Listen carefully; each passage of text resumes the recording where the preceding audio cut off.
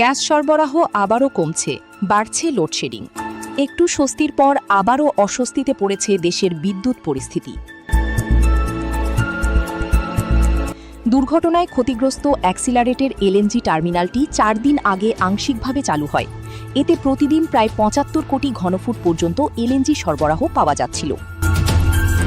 তবে বৈরী আবহাওয়ার কারণে এলএনজিবাহী জাহাজ টার্মিনালে ভেড়ানো সম্ভব হয়নি, ফলে আবারও কমতে শুরু করেছে গ্যাস সরবরাহ। গত সোমবার বিকেল থেকে কক্সবাজারের মহেশখালীতে সামিটের টার্মিনাল থেকে সরবরাহ নেমে এসেছে প্রায় 20 কোটি ঘনফুটে। সব মিলিয়ে জাতীয় গ্রিডে এলএনজি সরবরাহ এখন প্রায় 50 কোটি ঘনফুট। এর মধ্যে আংশিক চালু থাকা অ্যাক্সিলারেটের টার্মিনালটি পূর্ণ ক্ষমতায় চালুর প্রস্তুতির অংশ হিসাবে 48 ঘণ্টার জন্য বন্ধ রাখা হবে। গ্যাস সরবরাহ আরও কমে যাওয়ার আশঙ্কা রয়েছে। গ্যাসের সংকট সরাসরি প্রভাব ফেলছে বিদ্যুৎ উৎপাদনে। বিশেষ করে গ্যাস ভিত্তিক বিদ্যুৎ কেন্দ্রগুলোতে জ্বালানি সংকট দেখা দেওয়ায় আবারও বাড়ছে লোডশেডিং। তীব্র গরমের মধ্যে দেশের বিভিন্ন এলাকায় বিদ্যুৎ সংকটে দুর্ভোগে পড়েছেন সাধারণ মানুষ।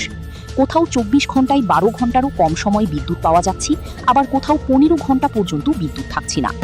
দীর্ঘ সময়ের লোডশেডিংয়ে ব্যাহত হচ্ছে ব্যবসা বাণিজ্য, শিল্প উৎপাদন, শিক্ষার্থীদের পড়াশোনা এবং নাগরিক সেবা।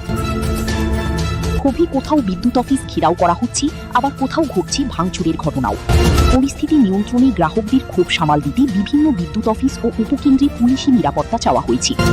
গ্যাস সরবরাহ পরিস্থিতির দ্রুত উন্নতি না হলে সামনে বিদ্যুৎ সংকট আরও বাড়তে পারে, এমন আশঙ্কাই করছেন সংশ্লিষ্টরা।